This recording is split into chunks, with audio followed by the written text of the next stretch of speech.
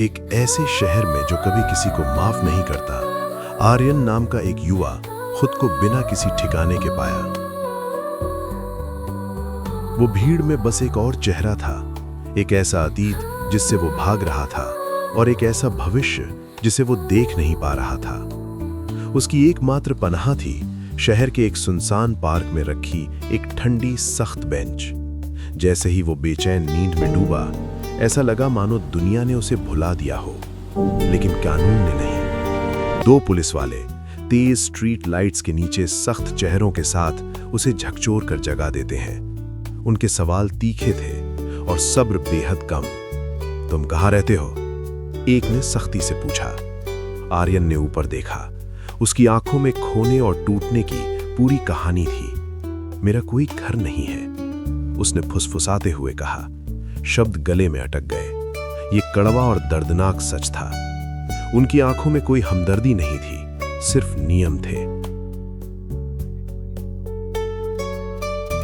उन्होंने उसे पार्क के गेट से बाहर धकेल दिया। शहर की वीरान सड़कों पर वापस वो बिना दिशा के चलता रहा। रात की रोशनी में एक अकेली परछाई, हर कदम पहले से भारी। उसे नहीं पता था कि दूर एक और स्ट्रीट लाइट की मध्यम रोशनी में कोई उसे देख रहा था। वो थे राघव, एक साधारण फैक्ट्री मजदूर जिनका दिल उस अकेले लड़के को देखकर भर आया। उन्होंने उस दर्द को पहचाना, क्योंकि वो दर्द उन्हें जाना पहचाना लगा। हिम्मत जुटाकर राघव आर्यन के पास आए। उनके पास देने के लिए ज्यादा कुछ नहीं था, लेकिन जो था उन्होंने दे दिया। एक नर्म आवाज, एक अपनापन और एक सुरक्षित छत। राघव उसे तंग गलियों से होते हुए अपने छोटे से घर ले गए। अंदर एक पीले बल्ब की रोशनी थी जो किसी अपनापन भरे स्वागत जैसी लग रही थी। झिझकते हुए आर्यन ने दहलीज पार की, एक ऐसी दुनिया में जो उसके पुराने जीवन से बिल्कुल अलग थी।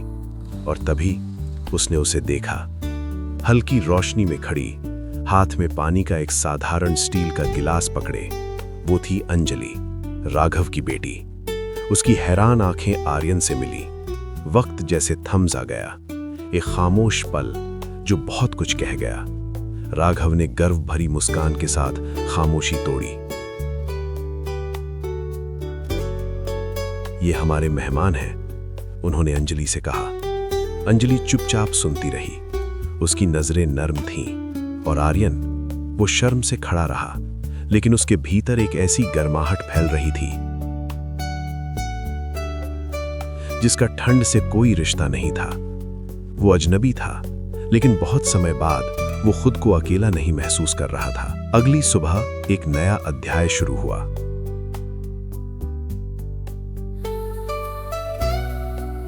रहने के बदले आर्यन ने राघव की ही फैक्ट्री में काम शुरू कर दिया। काम कठिन था।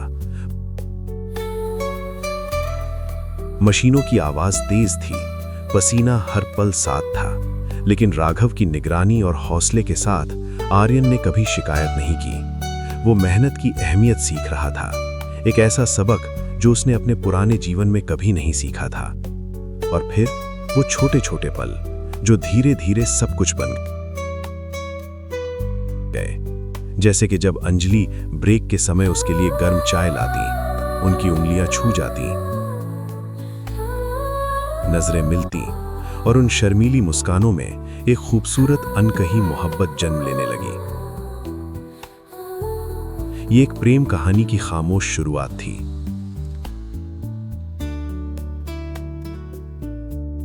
जल्द ही उनका साथ फैक्ट्री से बाहर भी फैलने लगा।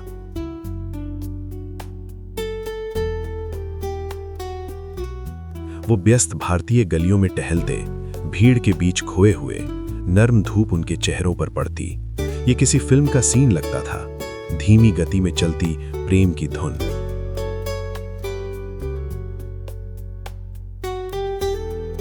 हर नजर, हर हंसी उनकी मोहब्बत की सिम्फनी का एक सुर बनती।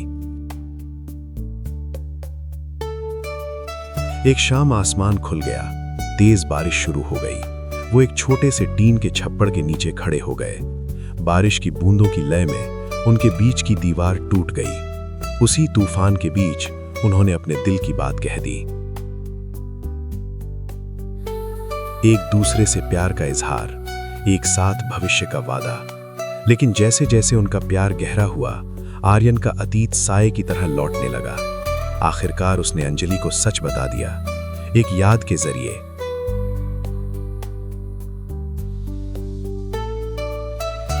एक विशाल आलीशान बंगले का फ्लैशबैक।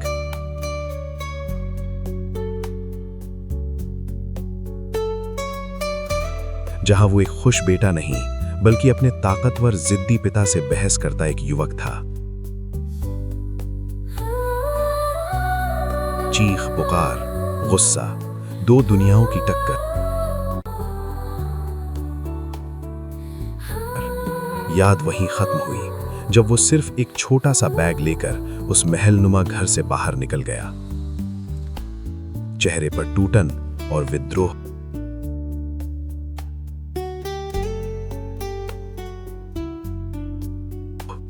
दौलत छोड़कर अनिश्चितता को चुन लिया।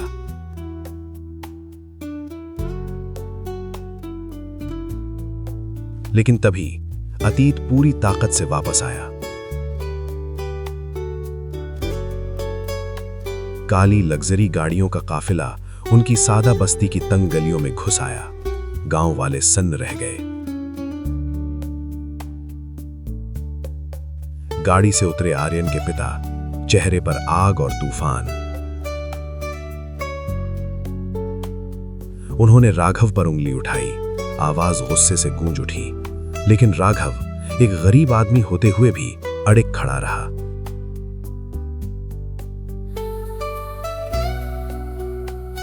अंजलि कांपती हुई सब देखती रही।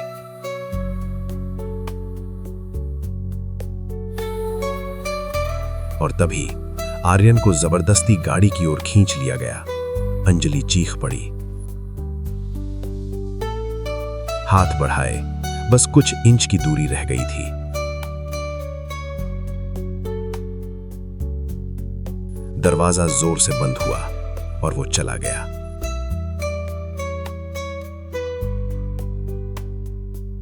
अंजलि के लिए दुनिया अंधेरी हो गई। सिर्फ आर्यन का चेहरा।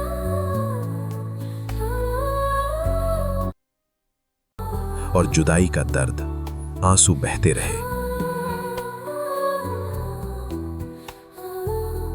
उधर आर्यन के लिए घर जेल बन चुका था। एक सुनहरा पिंजरा। वो अपने आलीशान कमरे में अकेला बैठा, अंजलि की मुस्कान और उसका स्पर्श याद करता रहा।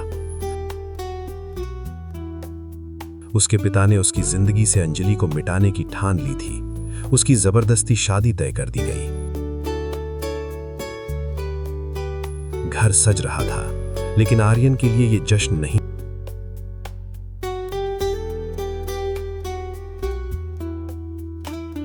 एक जनाजा था।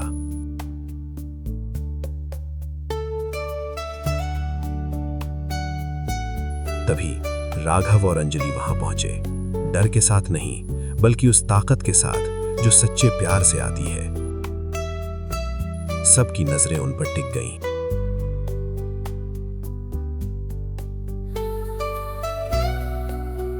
फिर अंजलि बोली। आवाज कांप रही थी, लेकिन शब्दों में हिम्मत थी। उसने प्यार की बात की, वादों की, और उस रिश्ते की जिसे दौलत खरीद नहीं सकती और ताकत तोड़ नहीं सकती। उसके आंसू सच थे। उसकी बातों ने सबको हिला दिया।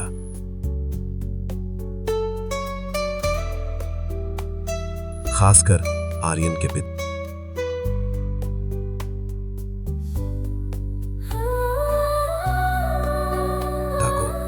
पहली बार उन्होंने अपने बेटे की आंखों का दर्द देखा। और अंजलि के प्यार की पवित्रता।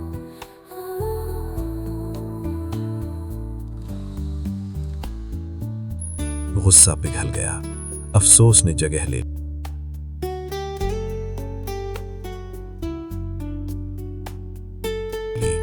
वो अब व्यापारी नहीं थे,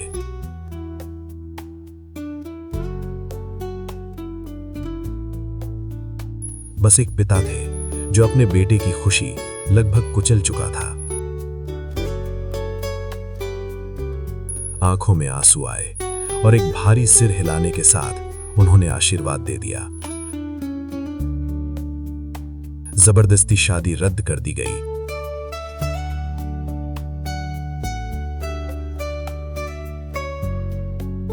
और उसकी जगह सच्चा जश्न शुरू हुआ। आर्यन और अंजलि ने पारंपरिक रीति रिवाजों से शादी की। अग्नि के चारों ओर चेहरों पर चमकती सच्ची खुशी।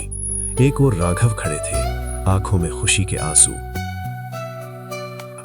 कुछ समय बाद कहानी वहीं लौट आई जहां से शुरू हुई थी, उसी पार्क की बेंच पर जहां कभी आर्यन अकेला सोया था। आज वो अकेला नहीं था। डूबता सूरज, आसमान में सुनहरी रंगत और उनके हाथ एक दूसरे में। मुस्कान शांत थी। सफर मुश्किल था, लेकिन प्यार जीत गया। देखने के लिए धन्यवाद। अगर ये कहानी आपके दिल को छू गई हो तो कृपया लाइक, शेयर और सब्सक्राइब करें। हम अगली वीडियो में फिर मिलेंगे।